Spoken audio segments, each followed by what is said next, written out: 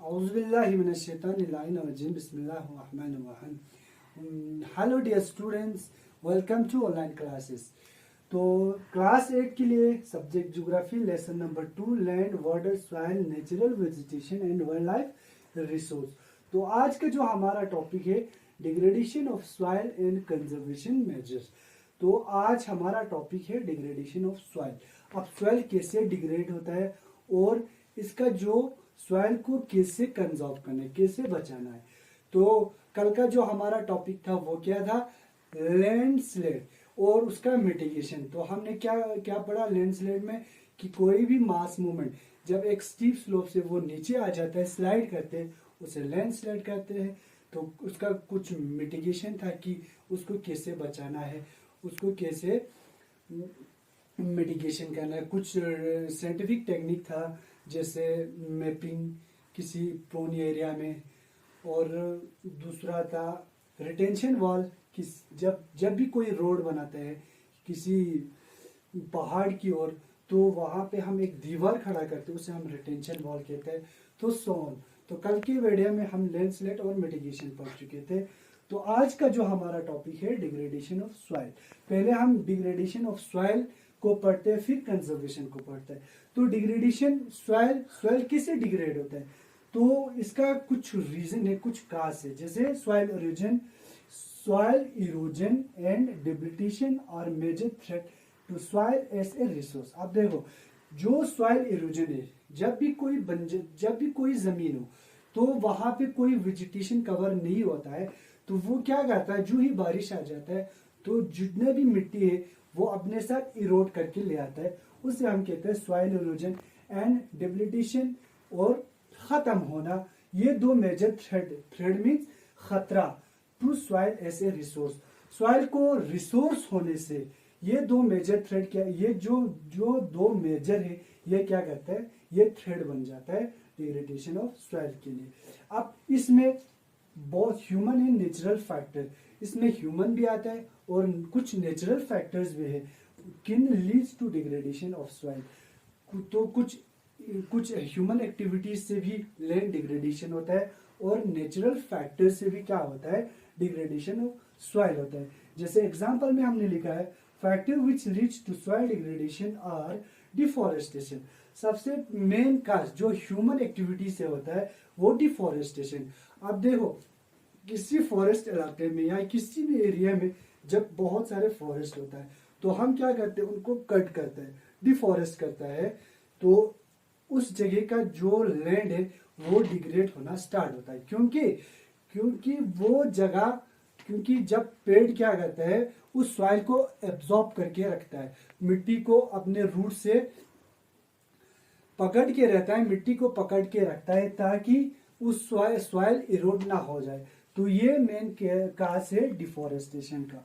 उसके बाद ओवरग्राजिंग क्या होता है, जब भी हम केटल रियरिंग करते हैं, तो जब भी हम गाय या कोई शिप गोट वगैरह जब हम चढ़ाते हैं इनको किसी फील्ड में या किसी भी ग्रास एरिया में, तो वो क्या करता है, वो उस मिट्टी में जो ग्रास उगे है, ग्रो है, तो उसको वो खा लेता है रूट के साथ। तो वो क्या करते हैं, उस एरिया का जो ह्यूमस है उसको डिग्रेड करता है, खत्म करता है। तो ये दूसरा काज है ओवरग्रेजिंग। तो उसके बाद over use of chemical fertiliser और पेस्टिसाइड्स। अब क्या करते हैं, हम एग्रीकल्चर के दौरान जो केमिकल जो खाद हम इस्तेमाल करते हैं, वो कौन सा केमिकल फर्टिलाइजर इस्तेमाल करते हैं, हम केमिकल फर्टिलाइजर का यूज करता है। तो वो फर्टिलाइजर, जो केमिकल फर्टिलाइजर है, वो क्या करते हैं, जो मिट्टी है उसका जो फर्टिलिटी है उसको डिग्रेड करते हैं, उसको खत्म करते हैं। और पेस्टिसाइड्स क्या करते हैं, जो मिट्टी है उसका फर्टिलिटी क्या करते हैं, वो खत्म कर देता है। तो ये थर्ड काज हुआ। तो उसके बाद रेन वॉश कैसे होता है, जब भी किसी एरिया में डिफॉरेस्टेशन होता है तो वो जो ही एक स्पेल बारिश आता है तो वो एकदम मिट्टी को वॉश आउट करता है। तो ये हमारा चौथा डिग्रेडेशन फैक्टर है। तो लास्ट में हमारा लैंडस्लाइड एंड फ्लड। तो लैंडस्लाइड तो कल हमने डिस्कस कर चुके थे। तो किसी भी स्टीप एरिया में जब भी बारिश आता है तो या किसी भी, जैसे वोल्केनो भी आता है, जैसे जलजला भी आता है, अर्थक्वेक भी आता है, तो वो क्या करता है जमीन को नीचे की तरफ खिसक लेता है, तो उस जमीन का फर्टिलिटी खत्म होता है। तो एंड फ्लड, फ्लड किसी भी, जब कोई भी प्लेन एरिया में जब एग्रीकल्चर होता है तो उसके बाद जब रिवर में ओवरफ्लो होता है वाटर, तो क्या करते हैं वो अपने साथ बहुत सारे मिट्टी लाता है, तो उस जगह में वो क्या करते हैं डिपॉजिट करते हैं, तो उस जगह में क्या होता है जो क्रॉप्स उगे थे उसको खत्म करते थे। उनका जो क्रॉप्स जो फार्मर ने उधर ग्रो किया था उनको क्या करते हैं वो खत्म कर देता है। तो ये लास्ट का हुआ हमारा डिग्रेडेशन ऑफ सॉइल। तो hope you understand degradation of soil and some factors which lead the soil degradation. तो उसके बाद हम क्या करते हैं, हम कुछ मेथड्स को पढ़ते हैं जिससे हम इस सॉइल को डिग्रेड होने से बचा लेते हैं। तो कुछ मेथड्स है जिससे हम सॉइल कंजर्व कर सकते हैं। तो सबसे पहले मल्चिंग। तो मल्चिंग क्या होता है, तो the bare ground between plants is covered with layers of organic matter like straw. It helps to retain soil moisture. अब देखो किसी बंजर एरिया में या जहाँ कोई पानी का इंतजाम ना हो उस जगह में हम कोई ट्री लगा देते हैं या कोई वेजिटेशन लगा देता है, तो उस वेजिटेशन के लिए हम पानी का इंतजाम कैसे करेंगे।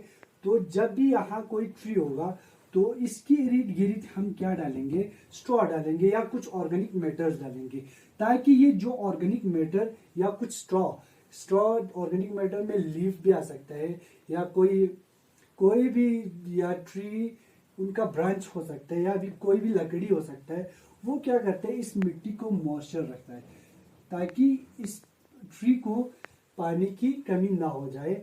उसे कहते हैं हम मल्चिंग।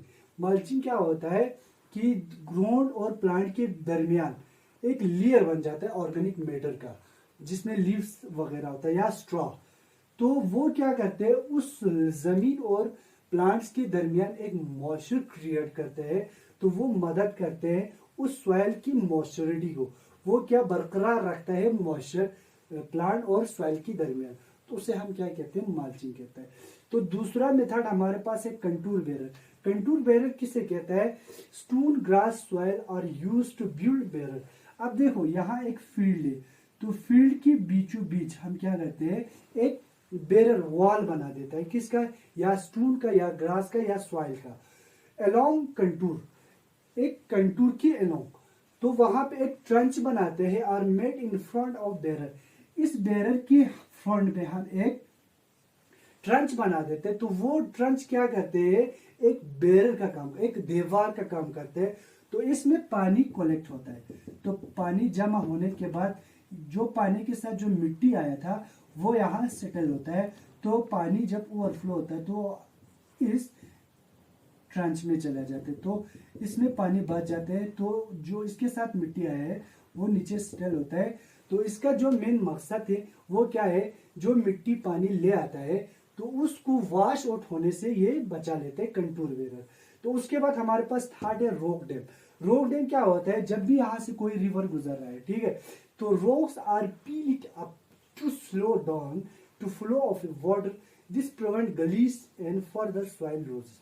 अब क्या करता है, देखो यहाँ से कोई रिवर गुजर रहा है, यहाँ से भी यहाँ से भी, तो हम बीच में एक डैम बना देते हैं किसी रॉक का, ये तो वो क्या करता है इस रिवर का जो स्पीड है वो उसको स्टॉप कर देता है, उसको कम करते हैं। तो उसके बाद वहां पे पानी जमा होता है, तो उसके बाद एक छोटा सा स्ट्रीम बन जाता है, तो वो पानी को बचा लेता है अलग अलग गलीज बनने में, अलग अलग स्ट्रीम बनने में, उसको पानी के फ्लो को वो बचा लेता है ताकि उसके साथ जो मिट्टी है वो लूज ना हो जाए, वॉश आउट ना हो जाए। तो ये हमारा रॉक डैम आया। उसके बाद टेरिस फॉर्मिंग।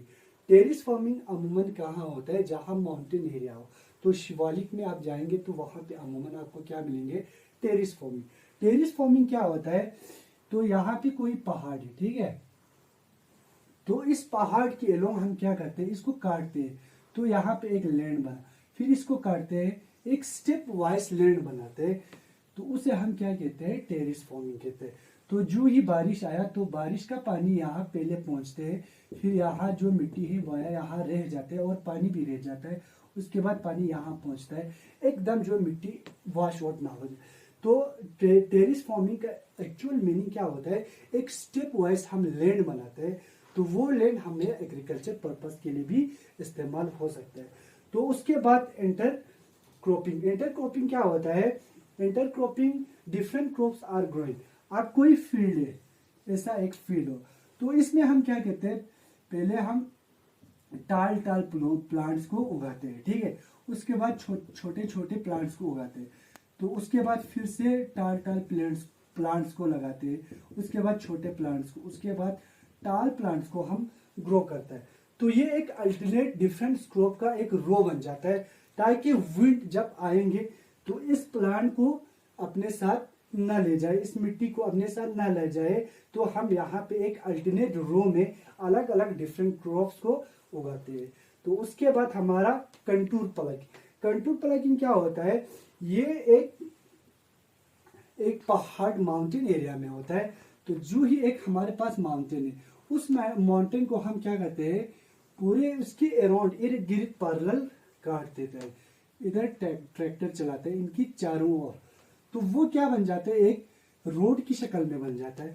तो यहाँ एक प्लेन एरिया बन जाता है, उसके बाद नीचे, उसके बाद ऐसे करके राउंड में एक प्लेन एरिया बनाता है, ताकि यहाँ जो मिट्टी वो यहाँ रह जाए, पानी इस मिट्टी को नीचे न ले जाए, उसे हम कहता है इंटरक्रॉपिंग।